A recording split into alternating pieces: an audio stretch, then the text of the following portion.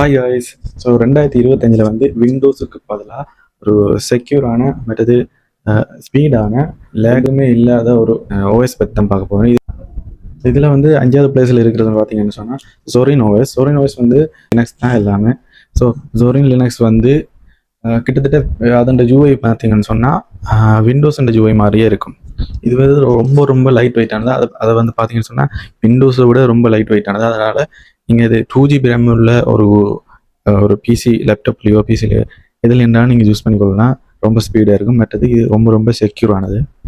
இதில் வந்து ஒரு அட்வான்டேஜ் என்னென்னு சொன்னால் விண்டோஸில் யூஸ் பண்ணுற மாதிரி எல்லா ஆப்ஸுமே இதில் ஒர்க் ஆகாது. ஸோ இதில் வந்து ஒரு விர்ச்சுவல் பாக்ஸ் அந்த மாதிரி ஏதாவது ஒரு டூல்ஸ் யூஸ் பண்ணி அது மூலமாக தான் விண்டோஸில் யூஸ் பண்ணுற எல்லா சாஃப்ட்வேரும் இதில் ரன் பண்ணலாம். அதனால் அது பார்த்தீங்கன்னு சொன்னால் லினக்ஸ் மெயின் இது வந்து பெஸ்ட்டான ஒரு லினக்ஸாக இருக்கும். ஒவ்வொரு நிறைய ஸ்கூல்லையும் சரி லேப்ஸ்லையும் சரி இந்த மாதிரி லினக்ஸ் ஓஎஸ் தான் யூஸ் பண்ணுறவங்க. பிகாஸ் அது ஒரு செக்யூரான ஒரு ஓஎஸ்ன்றதுக்காண்டி. இந்த ஜூஐ வந்து பார்த்தீங்கன்னு சொன்னால் ரொம்ப ஒரு சிம்பிளான ஜூஐ தான் இருக்கும். நீங்கள் விண்டோஸ் யூஸராக இருந்தால் உங்களால் ஈஸியாக வந்து இதை யூஸ் பண்ணிக்க முடியும். புதுசாக ஒரு ஓஎஸ் ட்ரை பண்ணி பார்க்கணும்னு சொன்னால் கண்டிப்பாக இது ஒரு பெட்டர் சாய்ஸாக இருக்க போகுது.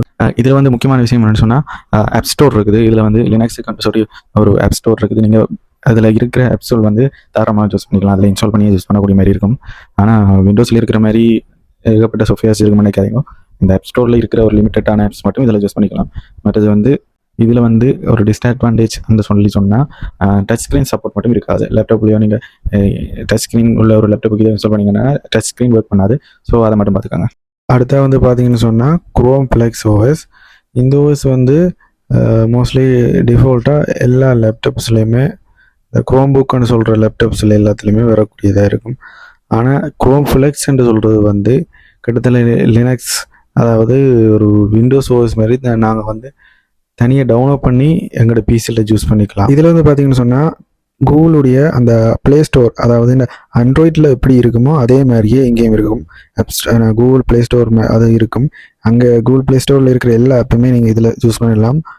மோஸ்ட்லி எக்ஸல், பவர் பாயிண்ட் இதில் மட்டும் கூகுள் சீட்டு, கூகுள் டாக்குமெண்ட்னு சொல்லி கூகுளுடைய எல்லா ஆப்ஸுமே இதில் யூஸ் பண்ணிக்கலாம். ஆனால் ஒரு விண்டோஸில் நீங்கள் சாஃப்ட்வேர் இன்ஸ்டால் பண்ணி யூஸ் பண்ணி ஃபோட்டோஷாப்போ இல்லைண்டா ப்ரீமியம் ப்ரோ அந்த மாதிரி அப்படியான சாஃப்ட்வேர்ஸ் வந்து இங்கே வந்து யூஸ் பண்ணிடலாது. அடுத்தது வந்து பார்த்தீங்கன்னு சொன்னால் டிபைன் ஓஎஸ். டிபைன் ஓஎஸ்ன்னு சொல்கிறது வந்து இது ஒரு சைனீஸ் வேரியன்ட். அதாவது இது வந்து சைனாவில் தான் கிரியேட் பண்ணாங்க. விண்டோஸையும் மெக்ஓஎஸையும் கிட்டத்தட்ட மிக்ஸ் பண்ண மாதிரி தான் இருக்குது இந்த ஓஎஸ்.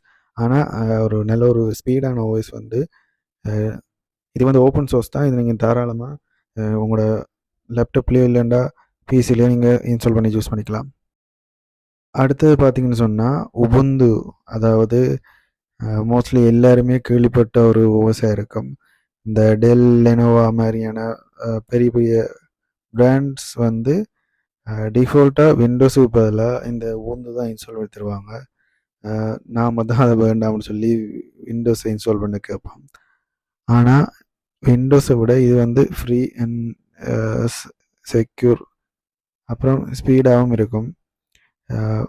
மற்றது உபுண்டு கண்ட ஒரு தனியாக ஆப் சென்டர் இருக்குது. இதில் மட்டும் தான் அந்த சாஃப்ட்வேர் அண்ட் கம்யூனிட்டி அப்படின்ற ஒரு இது இருக்கும், சப்போர்ட் ஒன்று இருக்கும். அதில் வந்து நீங்கள் உங்களோட ஓஎஸ் இஷ்யூவில் இருந்தால் நீங்கள் அதில் கேட்கலாம். இல்லை ஆல்ரெடி கேட்டதை வந்து நீங்கள் செக் பண்ணிக்கலாம். அதாவது வந்து ஒரு டெவலப்பர்ஸுக்கு வந்து எப்படியான ஓஎஸ் வந்து செட் ஆகும், நார்மல் யூஸருக்கும் இது செட் ஆகும். ஸோ அவ்வளோதான் காய்ஸ். அதாவது விண்டோஸுக்கு ஆல்டர்னேட்டிவான ஒரு ஓஎஸ் பற்றி நம்ம பார்த்துருப்போம்.